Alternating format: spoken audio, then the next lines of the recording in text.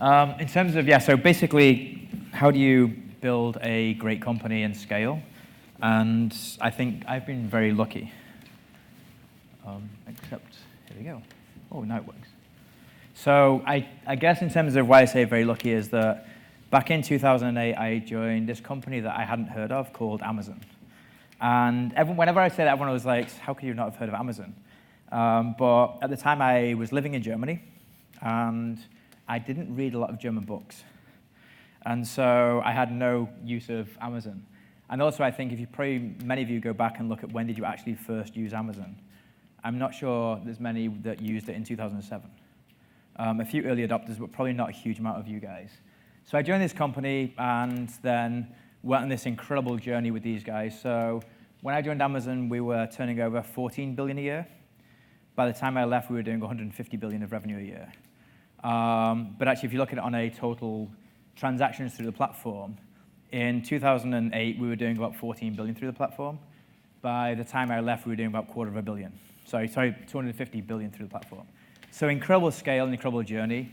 And Amazon, I think, is a great case study because you just don't realize how efficient they've been in terms of their process and how they've been very thoughtful about how to scale an organization and build an organization at scale. And then I left there and wanted to play a little bit. I went to Groupon. Also a phenomenal success story if you take the entire time of where they've got to. Building a multi-billion company in essentially a 5-6 year period. Albeit a success story that's kind of wavered through great success out the gate and then slowly struggled. And a lot of lessons learned from why they've struggled and why I think they've struggled. Especially on the background of what I saw at Amazon. Hence why I didn't stay at Groupon very long, by the way. All of 16 weeks. Although LinkedIn will say it's 6 months, but there you go. And then I joined Deliveroo, I joined Deliveroo early in 2016. Business was turning over about 15 million at the time. It's significantly larger now, and kind of help shape that company through a very, very high growth phase. And so going through multiple funding rounds and just really trying to help the organization in terms of leadership. Very, very different to Amazon, which was more established and a better process in place. Although Amazon was still very, very basic at the point when I joined. So I've been very, very lucky for those 3 companies. Since then, I've given up full-time work. And so I started my own company, which I spend 2 days a week on. And then I help early-stage companies growing. So I spend a lot of time advising very early-stage companies and about a lot of this kind of stuff and raising money, all that kind of fun stuff. So what did I learn? It's all about leadership. In the end, it's all about leadership. And I think so many people think it's technical, it's about the skills and the technical skills. I think, yes, that's important. But if you don't have the right leadership in place, then you're screwed. And I can't imagine how many people go home every night and complain about the organization they work in. It's not because you're not skilled, it's because you can't be effective. And that's a leadership problem. Leadership is getting in your way. So it's really about the right people. It's about then the right culture. You can have all the right people. If the culture's wrong, you will not succeed. Culture, culture, culture. And then it's about process and structure. Because you can design all this stuff, but if you don't have the process and structure in place, it doesn't matter. Because you've got no mechanism to make sure it's working and it's happening. So before I move on to the next slide, and by the way, there's lots of icons in here, lots of stuff, and I could talk about each point in a lot of detail. But when I go about Amazon, my first week at Amazon, I'm sitting in Germany. We've just done our weekly metrics review. How many people do weekly metrics review, by the way? How many people sit in this? Only one. Wow. Nobody looks at the details of your business on any frequency.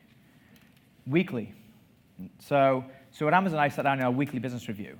And bear in mind that the guy who's running this worked for Jeff. And he would do 7 of these every single week. 7 hours a week was just doing metrics reviews of a guy whose boss was Jeff, right? And he did this for the entire 18 years he was there.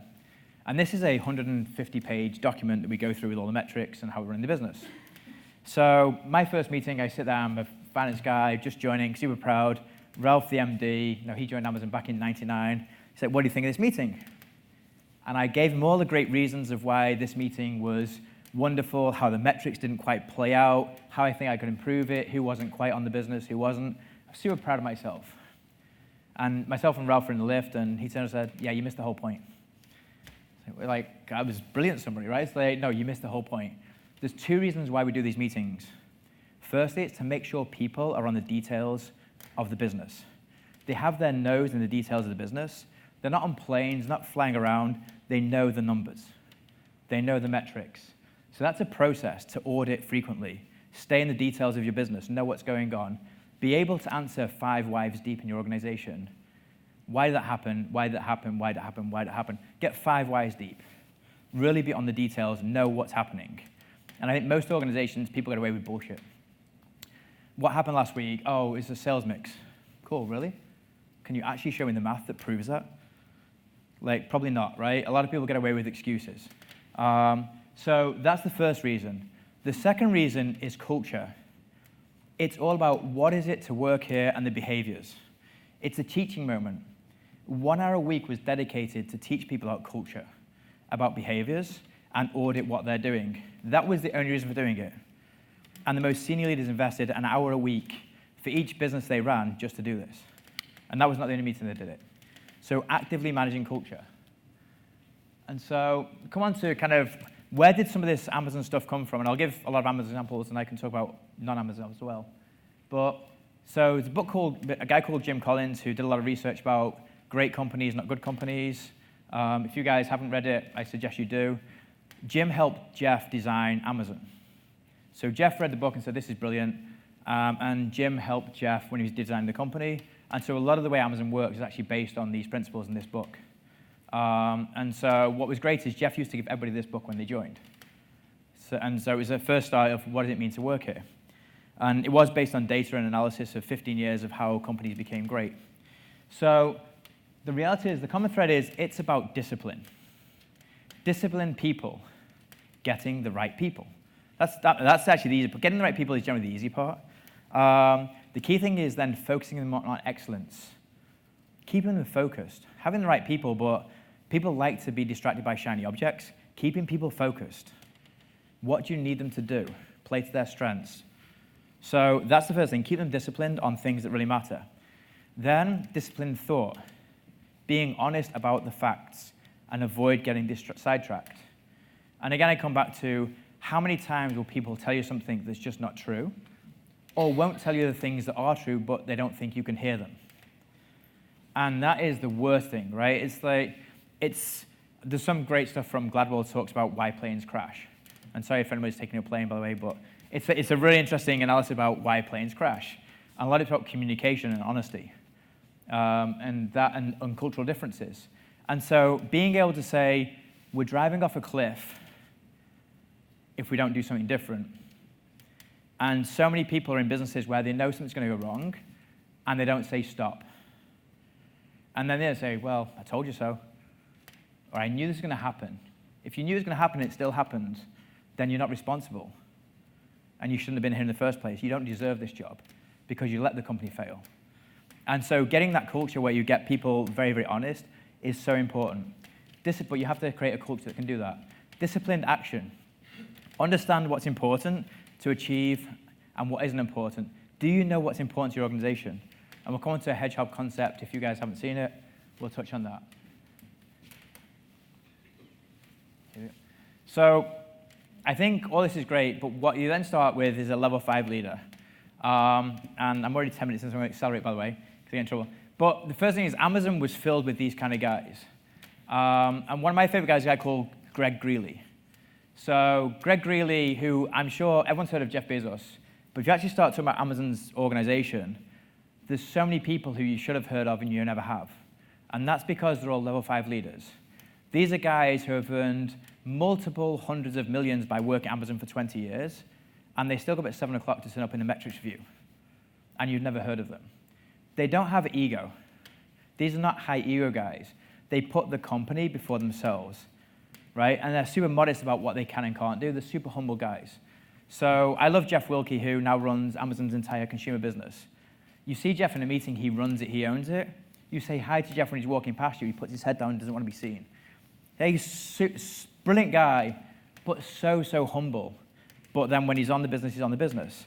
So they're ambitious for the company more than they're ambitious for themselves. They put the company first.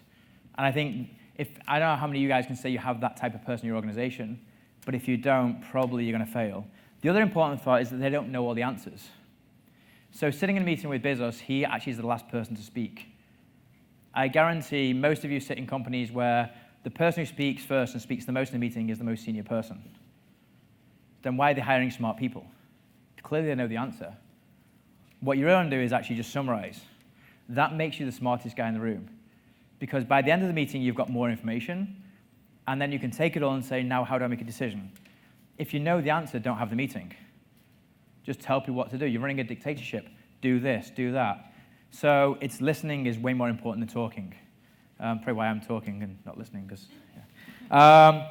And then build successes, right? So what you're trying to do is get people that can succeed. So again, one of the things we'd always talk about with Amazon is hire people smarter than you. Firstly, they'll make your life easier. Hiring smart people is really hard because they'll challenge you. But then who wants an easy job? I'd rather have a job that's hard because the people are challenging me for the right things than I'm challenged by the fact that I'm actually trying to motivate people to actually do their job. Or I'm trying to tell them how to do it. I see this a lot where people are so scared about losing their job that they hire people that could never do it. And then they're surprised they fail. Right? Hire really good people. Hire people better than you and challenge yourself to actually keep them. Way more enjoyable. Way more fun. And especially in the early stages, companies or departments, people are, I'll hire people and train them. Right? Is that the best use of your time? Like, is that really the best use of your time? Why not hire really good people, let them run on the stuff that actually you're really good at because you know you don't need to monitor them, and then focus on the stuff you're not good at. Spend your time on that. So when I joined Delivery, the first thing I did is hire a guy who actually could do all of the stuff I could do. Because I was like, great, I know he can do it. He can actually do it better than me.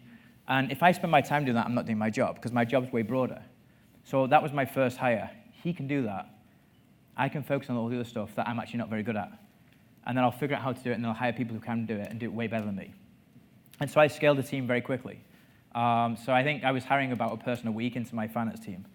So we went from 12 people when I joined to 84 people over 17 months. And hiring really senior leaders, of which two of them have since left and are now doing CFO jobs themselves, which is super proud. And talk about successes. These guys could all take my job at some point. And then you build bench strength, and then you can start doing way more for the organization. Share praise. Don't share blame. If you're the leader, it's your job to make sure that your team's protected. You're successful because of the people you have on your team. You fail because of your leadership. If you're failing, and the people on your team are failing, either you haven't helped your people, or they're the wrong people. It's your job as a leader to find out which one it is and then fix it. So blame, you have to own blame yourself. And many, many people don't do this. And then just low ego. I touched on it earlier. And then the other part is they come from within the organization. So, and I think it'll come up later, but one of the things Amazon was really good at is you take a big leader, a guy who's running a large part of your business, maybe the biggest part of your business. And then what happens is you put them on a complete new project. And they're the first hire. And they have no team. They have no EA. They have no budget. They write the business plan themselves. And I don't know how many companies would take what they deem as their A players. They're too important to take off this big part of the organization. Actually, that's where most companies fail. They're too important not to, because these are the guys that you want building your next business, not running something that you know how to do. So one of the things that you see over many, many years at Amazon is, when I joined, one of the most important jobs you could have was running the media category. This was where all the VPs were. And then during my 8 years there, that VP job, that big books role, moved down to being only a director level job, because Amazon knows how to do it. It's a playbook, right? This is how you run a media category. You don't need your best people doing that business. Still a huge part of the company use business, but they took the best people and put them into really exciting stuff, like put Jassy into building web services, put Kessel into building Kindle. These guys were big leaders before they did those jobs. And so you move people around into new exciting stuff. And that keeps them engaged and actually helps them grow really big parts of your business. So that's level 5 leadership, and Amazon has a bunch of them. Who, not what. So again, we've probably all heard this. Don't just hire for the sake of hiring. Keep looking until you find the great people. In my first year at Amazon, I had to make one hire into my finance team in Germany. It took me 12 months. It took me 12 months to find that person. 2 issues. One is that the leveling in Germany was out of whack with the rest of the company. Again, I talk about immature processes. We had MBAs joining as level 5s in our organization, whereas every other country they joined as level 6s. And so when I benchmarked my team, it was like, yes, they're under-leveled, but I can't bring people in at a more senior level unless I increase the entire level of the team. So I took that battle to the company and changed the leveling system for Germany, which was really hard because I had to hire the right people, but I had to battle the whole company about we're going to pay people more money and level up the entire organization in that place. That was a real hard battle, but we got through it. But it took me a year to get through that process, and I couldn't hire people otherwise because I couldn't bring the people in externally at a more senior level than the guys already had. And so that meant I just had to work smarter. So that's all I had to do to get through it. But you hire great people, and if you don't find them, wait. Because then they hire bad people, and then those people hire bad people, and then you sit there with a long period of having to change a lot of the organization. I've only 4 minutes left, by the way. So when you know you need to make a change, act quickly. One of the companies I advised, guy used to run my BI team at Amazon, he started his own company, building it. He fired his sales guy yesterday, and he called me and said, hey, I've just gone through, it's been a few tough days. It wasn't working out. He was doing enterprise sales. I knew something was up. Didn't think we'd land his account, so I dived into it, got involved, and yes, it was basically bullshit, and we lost the account, and I knew, and so we've agreed to part ways. And on the back of that, he's also decided to change the entire business model. And we had a great conversation. So how do you feel? It's like, I feel so good, but it's been really hard. Get rid of your people that are dragging you down. That person was driving him insane because he was worried about what he was doing. He didn't trust him. He was also then supporting a business model that he fundamentally knew probably wasn't the right one. And as soon as he got rid of the guy, he had freedom to say, you know what, I'm going to change this entire business. And he just called me for like a bit of support on this, but he's like, he's done the right thing, right? And he's acted fast. As soon as he lost, the guy's gone. So many companies hold on to people for the wrong reasons. So don't do it. Get rid of them. They're dragging you down. It'll free up your headspace to do differently. And then I mentioned it, put your best people on your biggest opportunities, not the biggest budget. Confront the brutal facts. And I'll summarize this one, but basically is, I said earlier, start with the right, ask questions. If you're speaking, you already know the answer. That's a high ego state. That's not a level 5 leader. A level 5 leader is say, I don't know all the answers, talk to me, educate me. I want to learn, I want to make a great decision. No, I know what's best, I'm going to go and do it, right? And be brutal. If you're going off a cliff, say, guys, we're going off a cliff. And then if your company doesn't let you do that, you've got to take a step and say, why? What am I afraid of? Why am I afraid of telling the truth? Is it about me? Is it the organization? What would happen if I did? And if you fear for your job, you probably don't want to work there anyway. If you're that worried about your job because you tell the truth, is that really where you want to be? If that was a relationship, is that the relationship you'd want to be in? That's what a job is, it's a relationship. And if you can't say, hey, honey, I don't like the way you cook those peas, right? Really? So you've got to be able to say, there's something wrong here, and I'm going to tell you. And if then it's like, well, if you don't like the way I cook my peas, then I think we're over. If that's the whole thread of the relationship, probably shouldn't be in it. So confront the brutal facts. The autopsy without blame. This is one which is really important. Get into the details, figure out what went wrong, because you're trying to understand it, not because you're trying to blame people. And if they feel like they can't answer those questions, it's probably a cultural problem, you've got to fix that. Or it could be an individual problem, not a cultural one, in which case you also got to fix that. And then build mechanisms to see what's going wrong in your organization. That's the metrics review. Where are the red flags? What's the issue in the organization? How do I know what's happening 1,000 miles away in a team that I manage without actually being there? If you don't know how to find that out, build those processes, those structures. Figure out a way to get visibility of things you can't see. Because if you can't, then anything can happen in the organization, and you're out of control. Discipline. Hedgehog concept, this is really important. There's only 3 pieces, and the important part is where they overlap. And I think most people get this wrong because they get excited about stuff that doesn't matter. So I would start is, what are you passionate about as a company? What do you really care about as a company, or as a team, or as an individual? What do you really care about? What can you be the best at the world at? Why spend your time on something that you can't be the best at? Right? It's like, why put the energy into it? If you can't be the best, don't do it. If you believe you can be the best, do it and really go for it, especially if you care about it. If you've got those 2, you're in a good place. And then the last one is, what drives the economics of your organization? So I go back to my conversation with Pete, the guy who changed his business. It was like, I'm putting all of my eggs in one basket. And like with this enterprise business and enterprise sales, it's like when actually he's got a great self-service product that can drive the economics of business. He's passionate about that because it can scale. And actually, he can be world-class at it because I know, because I built the product with him a long time ago. So that's his Hedgehog concept. And now he's got that, he can just drive all his resources and plow them into this. So find out what your Hedgehog concept is, and then put your resources behind it. Cultural discipline, give people freedom. Hire smart people, let them get on with it. But what you need to do is build a framework. So one of the things we would do with Amazon is we build tenants, pricing tenants. How do we price? How do we set pricing? There's a rule set about how you price. It's not, hey, price 0.99. Who cares? What it is basically, if you don't know how to price it, err on the side of caution, and therefore for the benefit of the customer. And the best example of that is when when we were running the UK media business, everyone got excited, free shipping. It wasn't Amazon that started free shipping. Everyone else was like, we're going to do free shipping. Economics are messed up. Amazon just said, well, we'll follow. We're going to follow you. Then all these companies just ran out of money, and the business failed in the UK.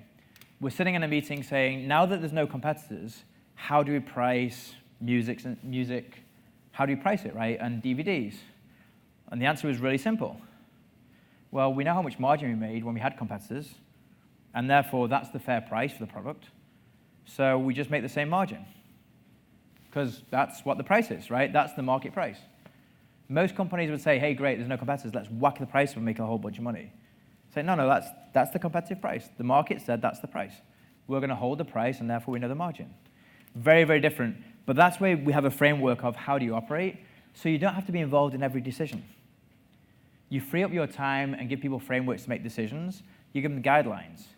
And then if they step out the guidelines, maybe it's because your guidelines need updating, or maybe it's because your guidelines or maybe it's because that person doesn't want to follow them. That's a different problem. But give people guidelines to help them make decisions. Your job as a leader is not to make every decision. Your job is to enable people to make good decisions. Give them frameworks. Protect them. That's your job. Get the right people on board. We touched on it. Strong culture, not a dictatorship. Same kind of principle. My co-founder is really bad at this because he used to be a consultant, and all he's good at managing timelines. I'm doing a lot of education with him on this kind of stuff. He likes to manage people to task and timeline, as opposed to what's the overall principle. And then create a stop doing list. Stay focused. What are you going to be world-class at? Do that. What drives your economic engine? Do that. Don't do all the other stuff around it, which is, yeah, super exciting, but not important. Put your resources into things that matter. So, a bunch of questions, and then I think I'm 3 minutes over. First one is, like, are you a driven organization? Do you want to win a gold medal? Do you want to just take part or set a world record? And I think when you think about you, your team, your organization, are you just turning up to the gym every day because that's what you do, and you read a book while you're cycling or on the treadmill and you listen to music and you're not really pushing yourself? Or you say, you know what, like, I've got 10 minutes and these are going to be the best 10 minutes, I'm going to drive it because I want to win, not just take part. Are you really focused on being a winning organization? Are you going to be the best at what you do? And if not, it's just a job. And if your organization's thinking like that, you're probably not working with the best people. They're just turning up with a paycheck. And somebody else one day is going to say, you know what, there's a better paycheck, I'll go there. Are you in a place where you're working with the best people, doing the best thing, doing the best work? And by the way, you don't have to be. You can say, you know what, I'm okay, I just want a paycheck, it's cool. That's fine, I want to be on the treadmill every day, the rest of my life, an hour a day, listen to music. Or I want to get in there, get something done, and then get out and get on with my life.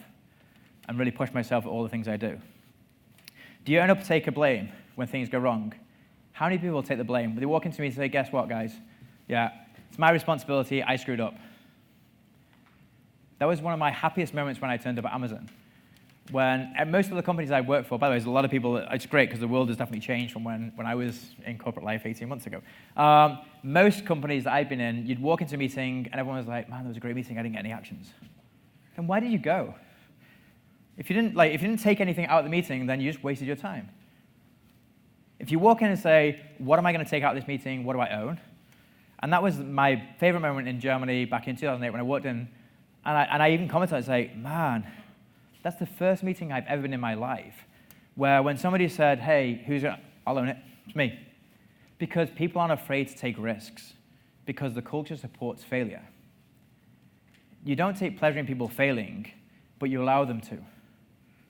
You don't force them to. And when they fail, they say, yeah, I screwed up, but at least I tried. What did you learn when you tried? Well, I learned all this. Okay, cool. So don't do that again, but let's try something different. How can we help you? How can we resolve this? So again, take ownership when things go wrong. Don't blame people. Blame cultures stop people taking risks. Smart people in a blame culture are a waste of money. Right? So don't do it. Do you have the right people? Spending time on what they're good at, on the right things. Right people, great. Right people, wrong stuff, waste of time. Wrong people, right stuff, also a waste of time. Align those two things. Yeah, do you voice your opinions? You sit in a meeting and think things and go, especially as finance people, we think a lot and introverted and don't say a lot. And then we go, man, it was a great meeting. You forget that you didn't use your mouth. Right? So have to say more things. Say what's on your mind. Express your opinion. Share the concerns. Push for resolution. Force people into that space saying, what is going on? You'll find it so much more rewarding. If people don't like it, yeah, cool. Yeah, it's not your problem. You've said it. Yeah, I mean, be tactful about saying it. Don't be rude. So, yeah, and then are you a listening organization, or do people just go in there? I can't wait for your next meetings. If you want to email me your next meeting, just write down who's the most senior person in the room and just monitor how much time they spent speaking. How much time have they spent speaking and listening? And just, I would love a poll of that, right? That'd be great. I don't know if we can set that up, but it'd be great. Yeah, no, I'm over. Anyway, you can read the rest, but think about it. I think we can share these if you guys want to share them, but ask yourself these questions and just have fun. Good luck.